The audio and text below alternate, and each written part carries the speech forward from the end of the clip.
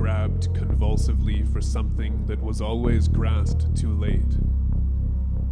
His arms and legs thrashing out with a suddenness that jarred his whole body.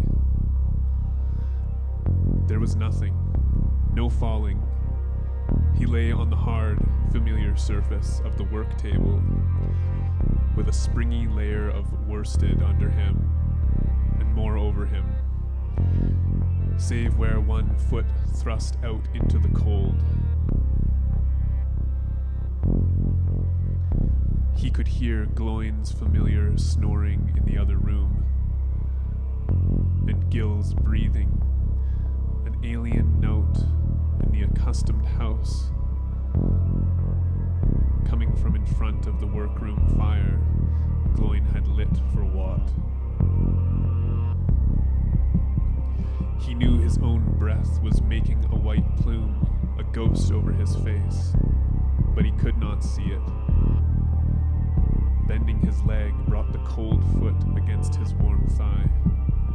He drew down his head until only his eyes and nose were above the cloth, and closed his eyes again.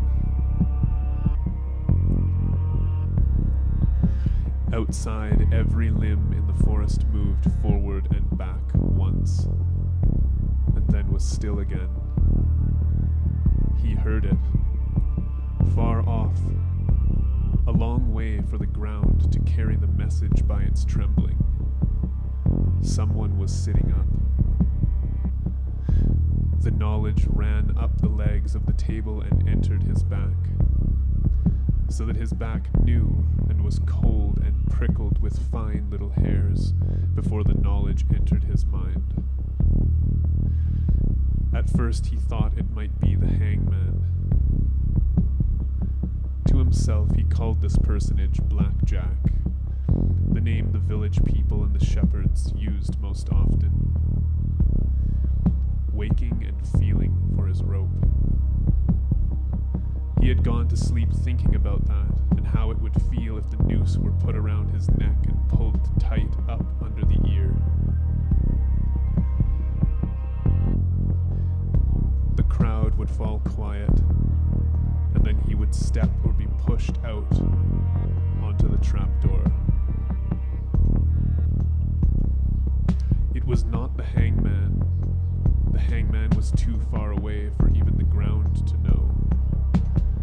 The one who sat upright in his bed was staring straight ahead, out over the foot, not toward Mark, but almost directly away. Mark knew that if he did look toward him, directly toward him, it would be unbearable.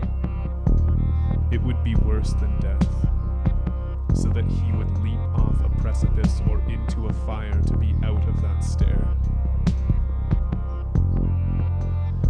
Very slowly the figure was leaning forward. Mark could feel the hands clamp one at a time on the footrail of that bed. The grip was like iron, but colder.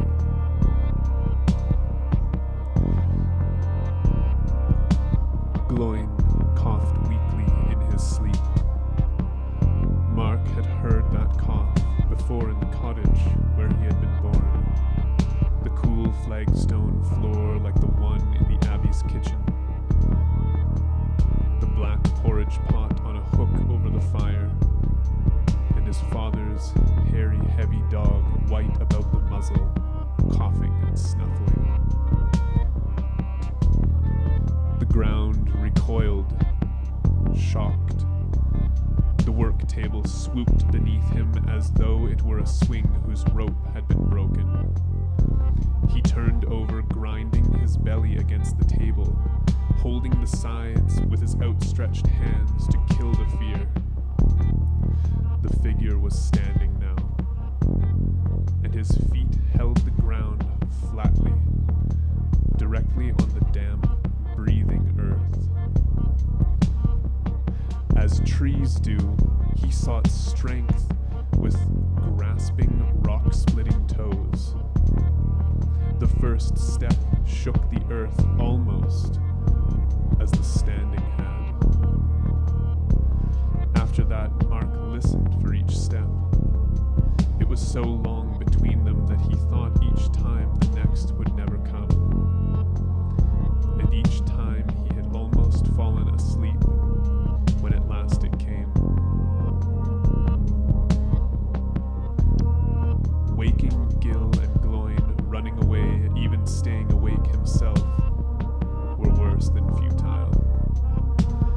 He was a rabbit in a hedge, doomed if the marten saw him. He tried to pray, but the footsteps shook the words to gabble. The world rolled under him between the footsteps. He and the figure together shifted under the sky as the shock of each step came. In the back of his mind, he knew this was not really so, that the world could not, did not move beneath the stars. But it seemed so. He knew, not knowing how he knew, when he reached the Pilgrim's Path. That was the first time he had become aware of his place. Now the ground told him not only of a direction, but of a locality exact beyond belief. He knew the very spot in the dust that screamed beneath the step. A web of chainmail, linked rings, each flattened where the ends met, and clinched with a tiny rivet, rattled about his knees. Mark felt the fine powdering of rust that fell from the rings. It was green.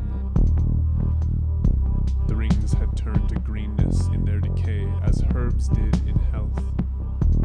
Where the greenness had fallen away, the knees beating it out slowly like fine green snow. The metal was hot and bright and yellow. It began to chime when the green decay was gone. Gongs struck by imperious lords in their tens of thousands, calling their servitors to battle with demanding yellow sound. A sword moved past the knees, then forward past the knees again, with alternate steps. The slow swinging yet produced a secret singing in the air, a sound that waxed and waned like a faint wind in a chimney.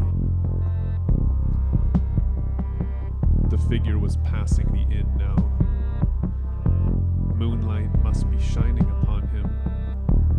The moon would be at the full tonight, and the figure, the sleeper who had waked at last, was clearer than before. Mark saw the horns rising from the helmet, with the moon tossing between them. The steps were quicker now. The house trembled and rattled with each. His face, as he turned down the village street in front of the inn, was moving closer and closer to the invisible line that stretched through the wall to Mark. He was aware of the darkness beneath the helmet's brim and the glow of the eyes.